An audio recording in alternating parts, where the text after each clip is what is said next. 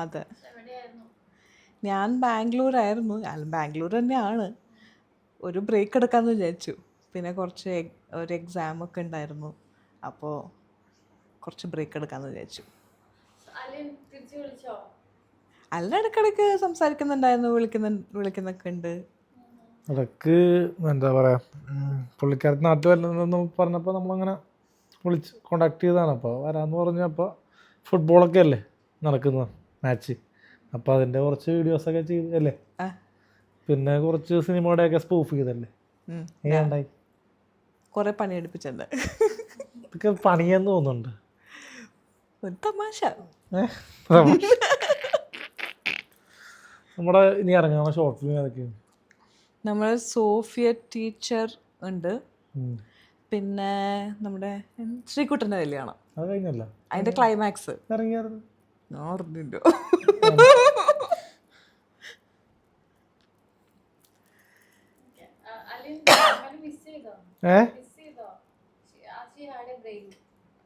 നമ്മളൊരു വർക്കായിട്ടല്ലേ മിസ്സിങ് നോക്കി കഴിഞ്ഞാൽ നമുക്ക് ലൈഫിൽ മുന്നോട്ട് പോകാൻ പറ്റില്ലല്ലോ.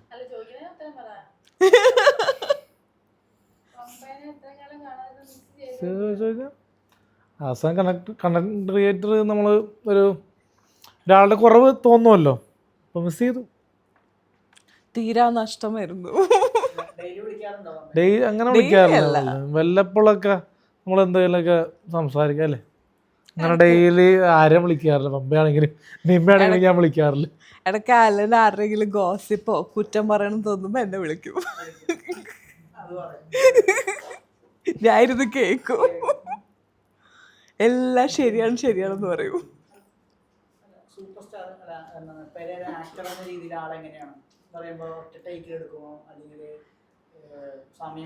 എത്ര ടേക്ക് എടുക്കുമെന്ന് ചോദിക്കണം. എത്ര ടേക്ക് ആണ് ഒരു സംഭവം? ഡയലോഗ്സ് ഉണ്ടെങ്കിൽ സമയം എടുക്കും. എത്ര ടേക്ക് എടുക്കും മാക്സിമം? അത് പറ. ഒരു 2-3 ഡയലോഗ്സ് ഉള്ളപ്പോഴാണ് പ്രശ്നം വരുന്നത്. ആക്ഷൻ കാണിക്കുന്നതിന് കുഴപ്പമില്ല.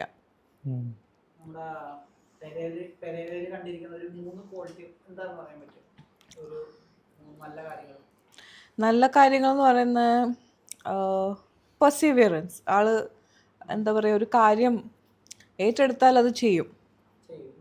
അതായത് ഇത് ചെയ്യണം എന്ന് വിചാരിച്ചാൽ അത് ചെയ്തിരിക്കും. അത് എന്തൊക്കെ തടസ്സങ്ങൾ വന്നാലും അത് കണ്ടിന്യൂസ് ആയിട്ട് പെർസ്യൂ ചെയ്ത് അത് ചെയ്യും. പിന്നെ ഏറ്റവും നല്ലൊരു കാര്യം എന്താണെന്ന് പറയുക, പങ്ക്ച്വാലിറ്റി.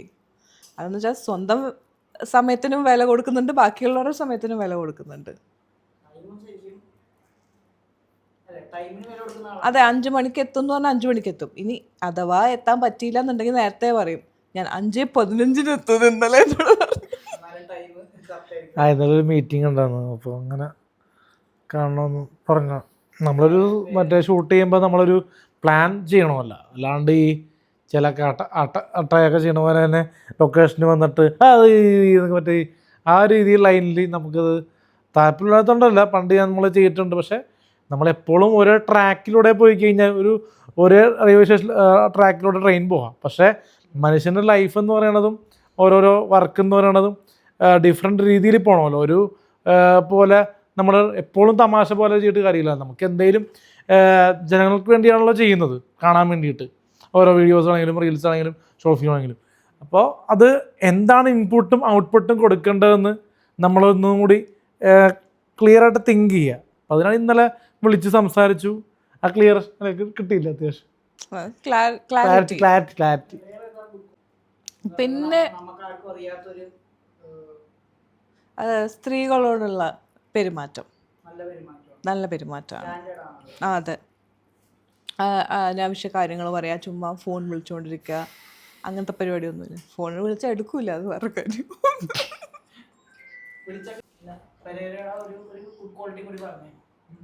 ഇപ്പം ലാസ്റ്റ് പറഞ്ഞത് ഓക്കെ, അത് സ്ത്രീകളോടുള്ള മനോഭാവം. അപ്പം എന്നോട് എപ്പോഴും വളരെ ഡീസൻ്റായിട്ടാണ് പെരുമാറിയിരിക്കുന്നത്. അനാവശ്യമായിട്ട് കോൾസ് ചെയ്യുക, മെസ്സേജ് അയച്ചുകൊണ്ടിരിക്കുക. പിന്നെ ചില കണ്ടൻറ് ക്രിയേറ്റേഴ്സ് ആണെങ്കിലും ഫിലിം ഫീൽഡിലായുള്ള പോലെ വേറെ കാര്യങ്ങളൊക്കെ സംസാരിക്കുക, അങ്ങനത്തെ ഒരു പരിപാടി ഇന്ന് വരെ എനിക്ക് അനുഭവത്തിലുണ്ട്. ഇത്രയും നാൾ ഞാൻ വർക്ക് ചെയ്തു, അപ്പം ഇന്ന് വരെ അങ്ങനെ ഒരു അനുഭവം ഉണ്ടായിട്ടില്ല. കറക്റ്റായിട്ടുള്ള പറയണത്. നമ്മളൊന്നും വിളിക്കാനല്ല. അപ്പോൾ കണ്ടിന്യൂസ് ആയിട്ട് ഇത്രയും വർക്ക് ഇറങ്ങുമ്പോൾ തന്നെ ആൾക്കാരിൽ കമൻറ്റ് പറയുന്ന ആൾക്കാർ പലതും പറയുന്നുണ്ട്. അത് നമ്മൾ ബോധർ ചെയ്യാറുണ്ട് ഒരുപാട്. ഇപ്പോൾ നമ്മൾ എന്താ പറയുക, പല കാര്യങ്ങളും ചെയ്യാത്ത പല സംഭവങ്ങളും കമൻറ്റിലൂടെ പറയുന്നുണ്ട്. അതാണ് ഇതാണ് മറ്റേതാണ് പെരേര അങ്ങനെയാണ്. ഇപ്പോൾ രാത്രി ഞാൻ വീട്ടിലായിരിക്കും, അപ്പോൾ രാത്രി ഒരാൾ ചോദിക്കുവേ പമ്പ ഉണ്ടാകും കൂടെ. അപ്പം അങ്ങനെയൊക്കെ അതെന്നോടും ചോദിക്കാറുണ്ട്. അങ്ങനെ ചോദിക്കുന്നത് എന്താ പറയാനുള്ളത്? ആ കമൻസ് നോക്കാറുണ്ട്. അതെന്താണെന്നറിയോ, നമ്മൾ ഏതെങ്കിലും രീതിയിൽ സക്സസ്ഫുൾ ആവുന്നതിൻ്റെ ഒരു ലക്ഷണമാണ് ആൾക്കാർ ഹേറ്റ് ചെയ്യുന്നത്. ആരും ഹേറ്റ് ചെയ്യുന്നില്ല എങ്കിൽ നമ്മൾ ആരും അല്ല എന്ന് അതിൻ്റെ അർത്ഥം അല്ലേ?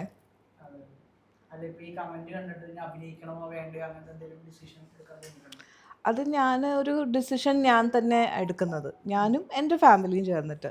പിന്നെ മറ്റുള്ളവരെന്ത് പറയുന്നു എന്നുള്ളത് ഒരു വിഷയമല്ല. അത് ഞാൻ അല്ലെങ്കിലും അങ്ങനെ തന്നെയാണ്, അത് കണക്കാക്കാറില്ല.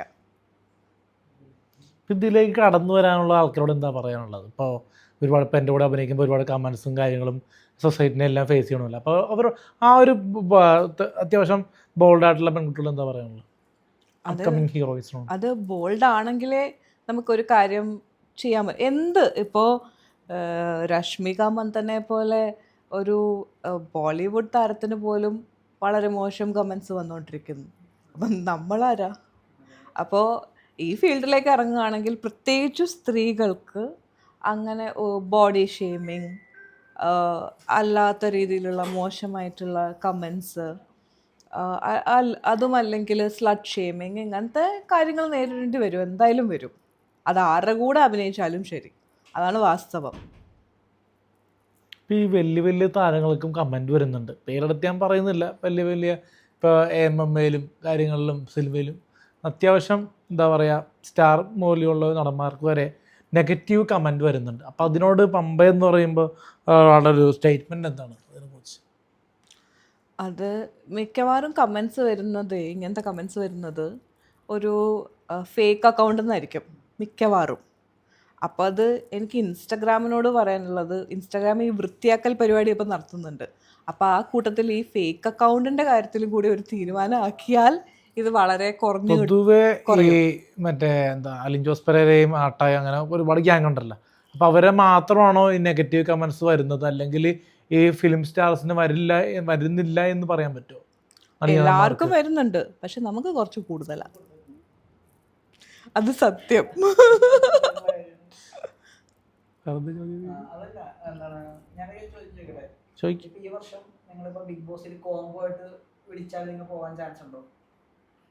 ഞങ്ങൾ ഇന്ന് രാവിലെ അതിനെപ്പറ്റി ഒന്ന് ഡിസ്കസ് ചെയ്തിരുന്നു. അപ്പം എനിക്ക് അത്ര താല്പര്യമില്ല. അല്ലെന്ന് പറയുന്ന അവർ വിളിക്കുകയാണെങ്കിൽ പോവാം, അല്ലാതെ അതിന്റെ പിന്നാലെ നടന്നിട്ട് എന്നെ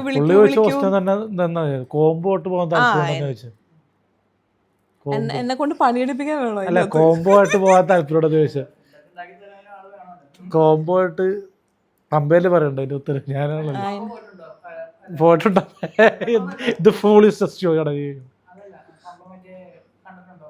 ഇത് ഞാൻ ഇതുവരെ ഒരു എപ്പിസോഡും കണ്ടിട്ടില്ല.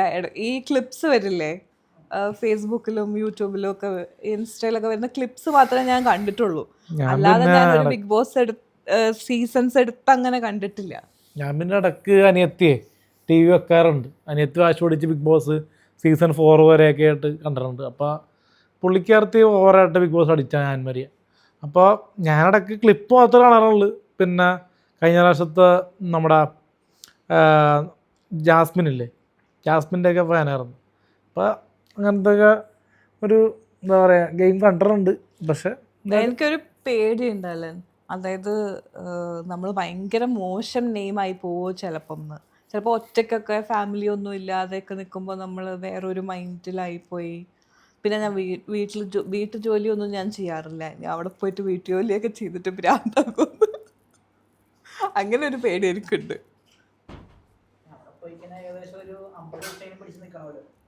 വിളിക്കുമ്പോഴല്ലേ എന്തിനെ കുറിച്ച് ഓർക്കേണ്ട ആവശ്യം? വിളിച്ചിട്ടല്ലല്ലോ. കഴിഞ്ഞ പ്രാവശ്യം വിളിച്ചായിരുന്നല്ലോ എന്നെ. ഞാൻ പോയില്ലല്ലോ. അത് ഞാൻ പോയില്ല. പക്ഷെ എന്തായാലും ഇപ്രാവശ്യം വിളിച്ചപ്പോൾ അതല്ലാണ്ട് ഇപ്പോൾ അതിനെപ്പറ്റി കൂടുതൽ എന്താ പറയുക, ഷോ മസ്റ്റ് ഗോയിങ് ഓൺ എന്ന് പറഞ്ഞ പോലെ പോണവർക്ക് എല്ലാവർക്കും ആശംസകൾ നേരുന്നു. അപ്പോൾ എന്നെ വിളിച്ചാൽ ലാലേട്ടൻ വിളിക്കട്ടെ അല്ലേ? ലാൽ സാർ വിളിക്കട്ടെ. പിന്നെ എനിക്ക് നമ്മളോട് ചോദിക്കാനുള്ളതെന്ന് പറഞ്ഞാൽ, ഈ അടുത്ത് എന്താ പറയുക, ലാലേട്ടൻ്റെ അമ്മയുടെ ഒരു ഫ്യൂണറൽ ഉണ്ടായിരുന്നു. അപ്പോൾ യൂണിവേഴ്സിൽ നിന്ന് ഒരാളെപ്പോലും അവിടെ കണ്ടില്ല. ഇപ്പോൾ AJPയുടെ കൂട്ടുകാരന്മാരെന്ന് പറഞ്ഞ് നടക്കുന്ന പല ആൾക്കാരും ഇപ്പോൾ ബിഗ് ബോസിൽ പോകണമെന്ന് പറഞ്ഞ് നടക്കുന്നുണ്ട്. അപ്പോൾ ഞാൻ പറയണ പോയില്ലെങ്കിലും പ്രശ്നമൊന്നുമില്ല. പക്ഷേ ഈ ഒരു നല്ല കാര്യം വരുമ്പോഴും കല്യാണം മുതൽ ജനനം വരെ പോകുമ്പോൾ ഒരാളുടെ വേദനയാണ് ഒരാളുടെ വീട്ടിൽ ഒരാൾ മരിക്കുക എന്നുള്ളത്.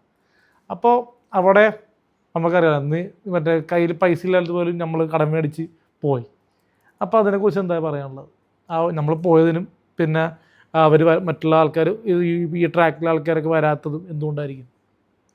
ഇത്രയും സിനിമയ്ക്ക് കോൺട്രിബ്യൂഷൻ കൊടുത്തിട്ടുള്ള ഒരാളുടെ റെസ്പെക്റ്റ് ആൻഡ് സ്നേഹത്തിന്റെ പുറത്താണ് നമ്മൾ പോയത്. ഒരിക്കലും ബിഗ് ബോസ് ആഗ്രഹിച്ചിട്ടല്ലല്ലോ അവിടെ പോയത്.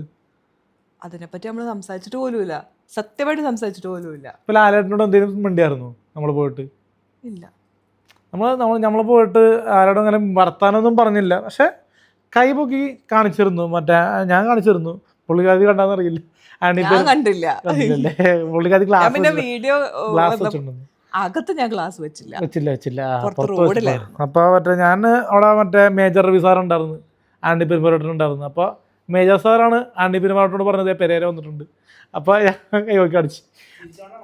അല്ല, ചെറിയ രീതിയിൽ അവിടെ ചിരിക്കാനുള്ള ഒരു വേദിയല്ലല്ല ഭരണകൂടം പറഞ്ഞാൽ. അപ്പോൾ നമ്മൾ ജസ്റ്റ് കാണിച്ച്.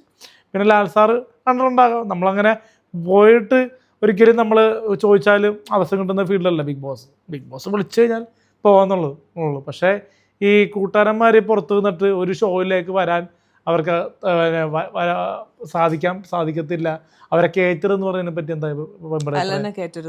കയറ്റരുത്, ഈ ഷോയിലൊക്കെ കയറ്റരുത്, ആ ചാനലിൽ വിളിക്കരുത്, ഓട്ടിസമാണെന്നൊക്കെ പറയുന്നുണ്ട്, കണ്ടിട്ടില്ലേ? ഇപ്പോൾ ഒന്നാമത്തെ കാര്യം, ഒരു സെലിബ്രിറ്റി വാല്യൂ അല്ലെങ്കിൽ TRPക്ക് വേണ്ടിയിട്ടാണല്ലോ അവർ വിളിക്കുന്നത്. അപ്പോൾ അവർക്ക് വേണ്ടത് TRP, പൈസ, കണ്ടന്റ്. അപ്പോൾ ഇതെല്ലാം കേരളത്തിൽ ഇപ്പോൾ ഏറ്റവും കൂടുതൽ കൊടുക്കുന്നത് ആരാ? ജനങ്ങളല്ലേ പറയുന്നുണ്ട്. ഞാനാണെന്ന് പറഞ്ഞു. ആരാണ് നിങ്ങൾ പറയൂ.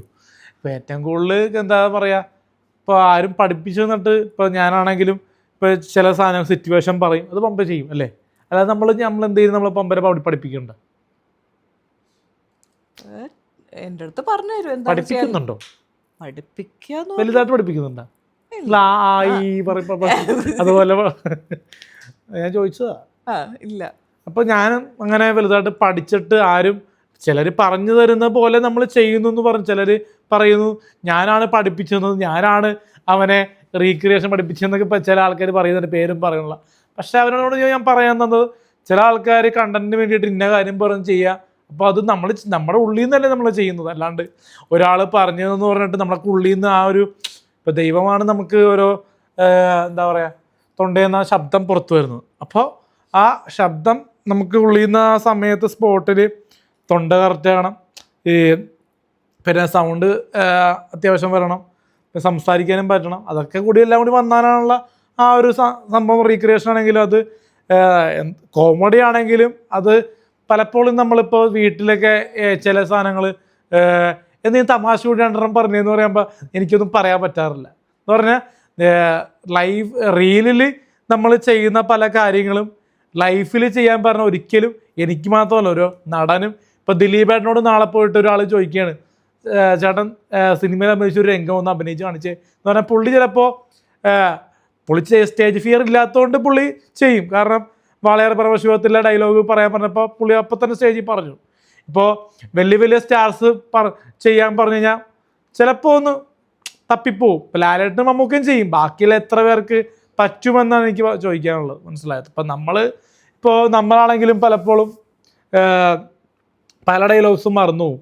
ഇപ്പം ഞാൻ റീക്രിയേഷൻ ചെയ്ത പല സിനിമകളുടെ ഡയലോഗ്സ് ഇപ്പോൾ പെട്ടെന്ന് ചോദിച്ചു കഴിഞ്ഞാൽ ഡിസക്കെ എന്നൊക്കെ പറയാൻ പറ്റുമെങ്കിലും എല്ലാ ഡയലോഗ്സും ഓർത്ത് വെക്കണമെന്നില്ല. പക്ഷേ വലിയ താരങ്ങളത് ഓർത്ത് വെക്കുന്നുണ്ട്. ദിലീപേട്ടനാണെങ്കിലും ലാലേട്ടനാണെങ്കിലും അത് ഓർത്തിട്ട് സ്റ്റേജിൽ ആ ഒരു ഡയലോഗ് കണ്ടിന്യൂസ് ആയിട്ട് പറയുന്നുണ്ട്. ഇത് അവരുടെ ഒരു എന്താ പറയുക, ഇത്രയും വർഷമായിട്ട് സിനിമയിൽ നിൽക്കുന്നതിൻ്റെ എക്സ്പീരിയൻസ് കൊണ്ട് ചെയ്യുന്നത്. അപ്പം നമുക്ക് വലിയൊരു എക്സ്പീരിയൻസ് ഇല്ലാത്ത രീതി കൊണ്ട് നമുക്ക് ആ ഒരു എന്താ പറയുക അത്രയും വരുന്നില്ലെങ്കിലും ഉള്ള ലെവലിൽ ചെയ്യാൻ ശ്രമിക്കാറുണ്ട് അല്ലേ. ബിഗ് ബോസിന്റെ ഡിമാൻഡ് പറയുന്നു റീൽസ് മൊത്തം നിർത്തണം. ബിഗ് ബോസിലോട്ട് പോകുമോ റീൽ നിർത്തുമോ എന്താ ചെയ്യാൻ പോകുന്നത്? നിർത്തുമെന്ന് വെച്ചാൽ റീൽ നിർത്തിയാല് ബിഗ് ബോസ് കയറാമെന്ന് പറയുന്നു. പെരേരയുടെ വീഡിയോസ് നിർത്തുകയാണെങ്കിൽ പെരേരയുടെ എന്താണ് ബിഗ് ബോസിൽ സെലക്ഷൻ ചെയ്യാമെന്ന് പറഞ്ഞാല് പെരേര റീല് നിർത്തുമോ വീഡിയോസ് ഇടുന്നത്? നമ്മൾ എന്താ പറയുക അതൊന്നും ആലോചിക്കേണ്ടതായിരിക്കാം. ചിലപ്പോൾ ഉറപ്പില്ലല്ലോ, റീൽ നിർത്തിക്കഴിഞ്ഞ് ചിലപ്പോൾ കയറാൻ സമയം പറ്റിയില്ലെങ്കിലും. ജെന്വിനായിട്ട് പറഞ്ഞു കഴിഞ്ഞാൽ ആ അഗ്രിമെൻ്റ് ഉണ്ടെങ്കിൽ അത് ആ വ്യവസ്ഥ പാലിക്കുമല്ലോ. കാരണം ബിഗ് ബോസ് എന്നുള്ള പ്ലാറ്റ്ഫോം ഏഷ്യാനെറ്റിൻ്റെ അതൊരു എഗ്രിമെൻ്റ് രീതിയിലായിരിക്കും പോകുന്നത്.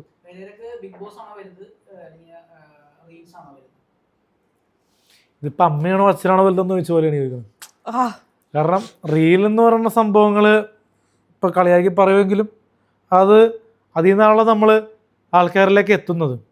ഇപ്പോൾ ക്രിസ്റ്റഫർ എന്ന സിനിമയില്ലെങ്കിൽ ഞാനിപ്പോൾ ഇരിക്കില്ലായിരുന്നു. കാരണം മമ്മൂക്കാൻ്റെ ക്രിസ്റ്റഫർ എന്ന പടത്തിലാണ് ഫസ്റ്റ് റിവ്യൂ എന്ന് പറയുന്ന സംഭവം ഞാൻ ചെയ്യുന്നത്. അപ്പോൾ അതൊരു റീലാണല്ലോ സോഷ്യൽ മീഡിയയിലേക്ക് ഇട്ടത്, ആ വീഡിയോയുടെ റീൽ.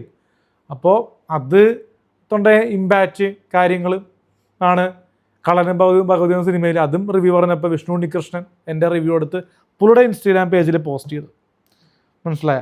അപ്പോൾ റീലിന് ഒരുപാട് പ്രാധാന്യമുണ്ട്. കാരണം ഓരോ റീലും വൈറലാകുമ്പോഴാണല്ലോ നമ്മളെ സപ്പോർട്ട് ചെയ്യുന്നത്. ഇപ്പം എന്നെ സംബന്ധിച്ച് ഒരു ഫിലിമിൽ ത്രൂ ഔട്ട് നമുക്കൊരു ക്യാരക്ടർ ചെയ്തിട്ടില്ലെങ്കിലും ഓരോ ആക്ടേഴ്സും എനിക്ക് തന്ന സപ്പോർട്ട് ഒരു എന്താ പറയുക ബെസ്റ്റ് ആക്ടർ എന്നുള്ള അവാർഡിനെ കിട്ടിയേക്കാനും തുല്യമാണ്. കാരണം അമർ അക്ബർ ആൻ്റണിയുടെ റൈറ്ററാണ് വിഷ്ണു.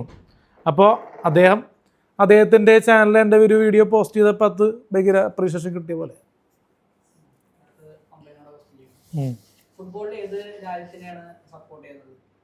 ഇന്ന് അർജന്റീനയെ സപ്പോർട്ട് ചെയ്ത, പക്ഷെ മനസ്സുകൊണ്ട് ഞാൻ ബ്രസീലാണ്.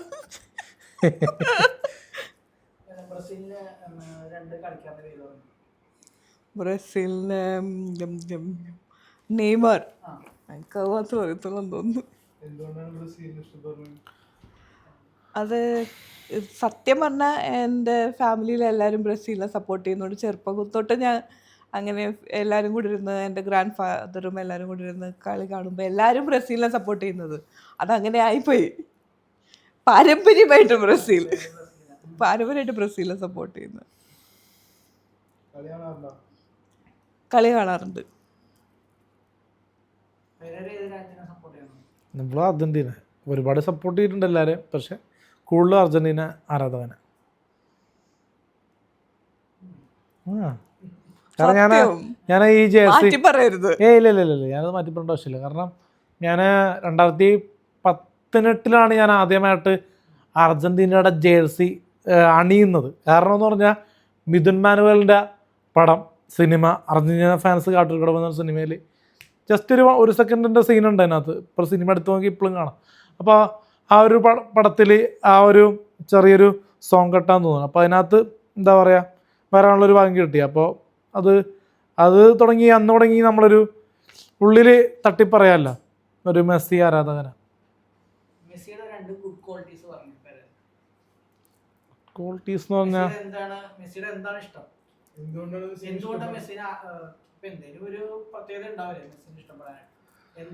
പുള്ളിയുടെ ബോള് ചെയ്യുന്നതിൻ്റെ ഒരു രീതി കൊണ്ടും പിന്നെ ആ ഒരു ഇങ്ങനെ ഒരു സംഭവങ്ങളൊക്കെ ആ സ്റ്റൈലും കാര്യങ്ങളൊക്കെ കൊണ്ടൊക്കെ ആയിരിക്കും. വാമോസ് അർജന്റീന, വാമോസ് അർജന്റീന. അർത്ഥമൊക്കെ ചോദിക്കാൻ ഗൂഗിളിൽ നോക്കേണ്ടി വരും. ഗൂഗിളിൽ ചെമ്പിനോട് ചോദിക്കും.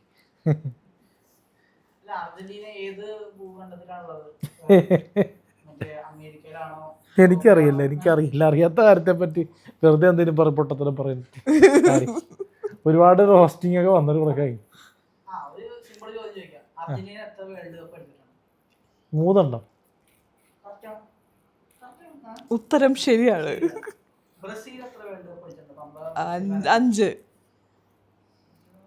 ആ.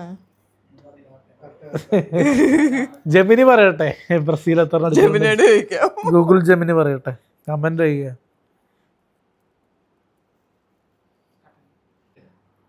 ചോദിച്ചു. സൂപ്പർ സ്റ്റാറിന്റെ വീഡിയോ കാണാറുണ്ടോ? ആ.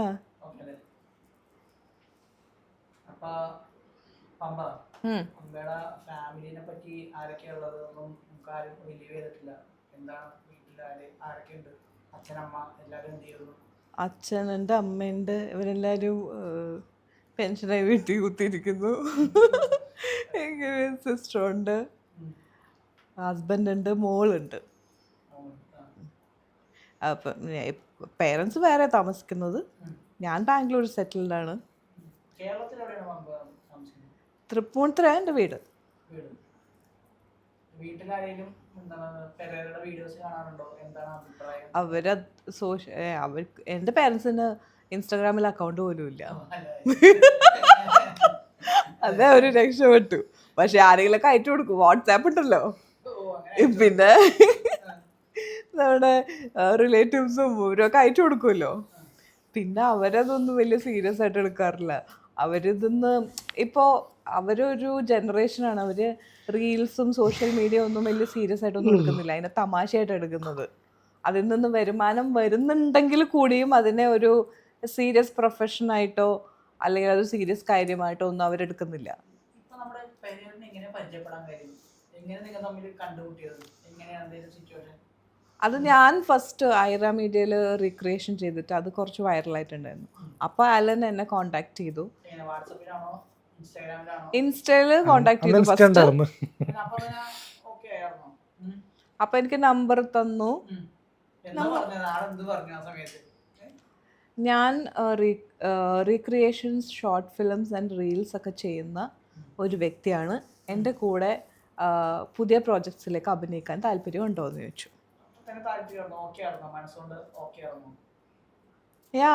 ഞാൻ അതെന്താ റീസൺ എന്താണെന്നറിയാമോ? ഉടനെ എന്നെ വിളിക്കുകയോ അല്ലെങ്കിൽ വേണ്ടാത്ത കാര്യങ്ങൾ സംസാരിക്കുകയോ ഒന്നും ചെയ്തില്ല. Which I liked. Most of them വിളിക്കുമ്പോൾ ഇതൊക്കെ തന്നെയാണ് പറയുന്നത്. അതുകൊണ്ട് എനിക്ക് വളരെ അൺകംഫർട്ടബിൾ ആകും. പിന്നെ അവരെ കാണുകയോ അവരെ കൂടെ വർക്ക് ചെയ്യാനോ ഭയങ്കര അൺകംഫർട്ടബിൾ ആകും. ഇപ്പം ഈ അലൻ്റെ കാര്യത്തിൽ ഈ പ്രശ്നങ്ങളൊന്നും ഉണ്ടായിരുന്നില്ല.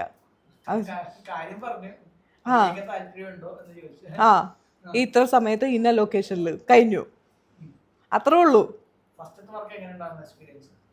ഫസ്റ്റ് വണ്ണിൽ ഞാൻ കുറച്ച് സർപ്രൈസ്ഡ് ആയിരുന്നു. എന്താണെന്ന് വെച്ചാൽ അലൻ്റെ അടുത്ത് പറഞ്ഞത് ഡയറക്ടർ ഉണ്ടാവും. ഇങ്ങനെ കുറെ പൊക്കി പൊക്കി അടിച്ചു വിട്ടിട്ടുണ്ടായിരുന്നു. അവിടെ ചെന്നപ്പോ ലുങ്കിയുടെ മുകളിൽ കോട്ട് വിട്ടിട്ട് വന്ന്